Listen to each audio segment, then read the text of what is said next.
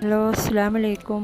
ഇന്ന് ഞാൻ വന്നിട്ടുള്ളത് നല്ല ഹെൽത്തി ആയിട്ടുള്ള നമുക്ക് അത്താഴത്തിനും അതുപോലെ ഇഫ്താറിനാണെങ്കിലൊക്കെ കഴിക്കാൻ പറ്റിയ നല്ലൊരു കഞ്ഞിയുടെ റെസിപ്പിയുമായിട്ടാണ്. അപ്പോൾ നമുക്ക് റെസിപ്പിയിലോട്ട് പോകാമല്ലേ.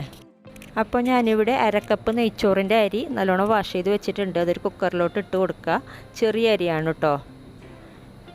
പിന്നെ ഇതിലേക്ക് 3-4 ടേബിൾ സ്പൂണ് പച്ചപ്പയറിൻ്റെ വേള, സ്കിൻലെസ് ആണെങ്കിൽ അതിട്ട് കൊടുക്കുക.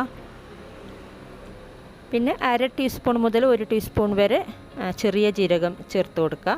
അതുപോലെ 1/2 ടീസ്പൂണ് ഉലുവ, അത് കൂടുതൽ ചേർക്കണ്ട കേട്ടോ.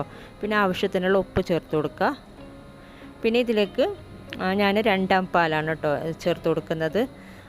1ാം പാൽ മാറ്റി വെച്ചിട്ട് അതിൻ്റെ 2ാം പാൽ ചേർത്ത് കൊടുക്കുക.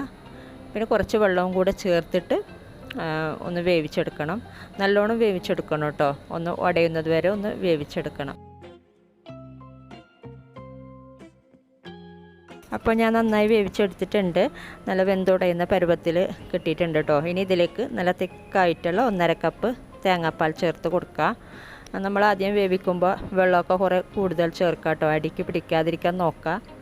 അതുപോലെ തന്നെ ഇതിലേക്ക് കുറച്ച് വെള്ളം ചേർത്ത് കൊടുക്കുക. ഇത് തിളച്ച് വരുമ്പോഴേക്കും കുറച്ച് തിക്കായിട്ട് വരും കേട്ടോ. അത് നമുക്ക് ഏത് രീതിയിലാണോ ഏത് കൺസിസ്റ്റൻസിയാണോ വേണ്ടത് അതിനനുസരിച്ച് വെള്ളം ചേർത്ത് കൊടുത്താൽ മതി. ഉപ്പ് നമ്മൾ വേവിക്കുമ്പോൾ തന്നെ ചേർത്തിട്ടുണ്ട്. അത് മതിയാകില്ല എന്നുണ്ടെങ്കിൽ കുറച്ച് ചേർത്ത് കൊടുക്കുക. നോമ്പായത് കൊണ്ട് നമുക്ക് പിന്നെ ഉപ്പ് നോക്കാനൊന്നും പറ്റില്ലല്ലോ. ഇപ്പോൾ ഇത് നന്നായി തിളച്ചിട്ടുണ്ട്. ഇനി നമുക്ക് ഫ്ലെയിം ഓഫ് ചെയ്യാം. ഇനി നമുക്കിത് സെർവ് ചെയ്യാം. നിങ്ങൾക്കിതിൽ കുറച്ച് അണ്ടിപ്പരിപ്പ് നെയ്യിൽ മൂപ്പിച്ച് ചേർത്ത് കൊടുക്കുന്നെങ്കിൽ അങ്ങനെ ചേർത്ത് കൊടുക്കുക കേട്ടോ. അതല്ലെങ്കിൽ ലാസ്റ്റ് തിളച്ച് വരുമ്പോഴേക്കും കുക്കറിലോട്ട് കുറച്ച് നെയ്യ് ചേർത്ത് കൊടുത്താലും മതി. ഞാനിങ്ങനെ സെർവ് ചെയ്തിട്ട് അതിൻ്റെ മുകളിലോട്ട് ഇട്ട് കൊടുക്കുകയാണ് ചെയ്യുന്നത്. ഡെക്കറേറ്റ് ചെയ്യാൻ വേണ്ടിയിട്ട് കുറച്ചധികം ചേർത്തിട്ടുണ്ട്. ഇത്രയൊന്നും ചേർക്കണമെന്നില്ല കേട്ടോ. ചൂടോടെ കഴിക്കാം കേട്ടോ. അപ്പോൾ ഇനി മറ്റൊരു വീഡിയോയിൽ കാണാം. താങ്ക്